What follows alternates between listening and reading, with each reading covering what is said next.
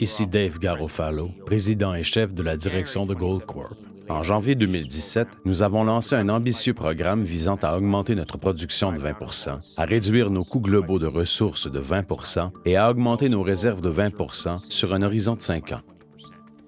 Pour augmenter notre production de plus de 20 en 5 ans, nous comptons optimiser les processus opérationnels mis en place durant les 5 dernières années, en incluant les sites Éléonore et Cerro Negro, avec l'objectif qu'ils atteignent leur capacité optimale en 2018. Nous comptons aussi développer des zones de friche, notamment dans le cadre du projet Borden, tout près de Timmins, qui alimentera notre complexe industriel Porcupine. Nous travaillerons également dans de nouveaux projets, notamment le projet Coffee au Yukon, dans un tout nouveau district géologique où nous investirons environ 300 millions de dollars avec l'objectif de produire environ 200 000 onces annuellement.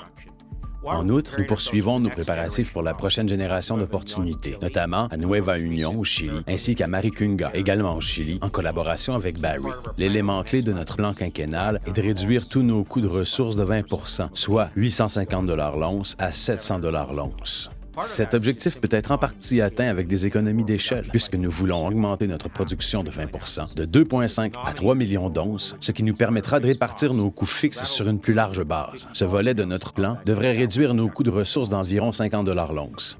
Les autres 100 $ l'once proviendront de nos efforts multiples pour réduire de 250 millions de dollars les coûts d'exploitation et de ressources de notre entreprise sur 2 ans de manière durable. En mars 2017, nous avions déjà atteint environ la moitié de cet objectif, soit 120 millions de dollars, grâce à des réductions de dépenses générales et administratives d'environ 60 millions de dollars annuellement, ainsi qu'à des réductions de dépenses d'exploitation sur le site Cerro Negro d'environ 60 millions de dollars par an. Nous avons aussi identifié des réductions de coûts supplémentaires de 35 millions de dollars au complexe Porcupine. Nous sommes donc en bonne voie d'atteindre notre objectif de réduction de coûts de 250 millions de dollars avant le milieu de l'année 2018. Nous professons depuis longtemps la thèse que les producteurs établis ne peuvent pas augmenter de façon rentable leur production au-delà de 3 ou 4 millions d'onces par an. Nous constatons aujourd'hui que des concurrents tels que Barrick et Newmont réduisent rapidement leur production à ce niveau. Et pour appuyer cette thèse, j'ajouterai que ce niveau doit être atteint avec un minimum d'actifs, soit 6 à 8 districts miniers. Et ce qui est important, c'est que ce niveau permet de réaliser des économies d'échelle significatives avec une structure de coûts légère et donc avoir une position concurrentielle avantageuse sur les marchés.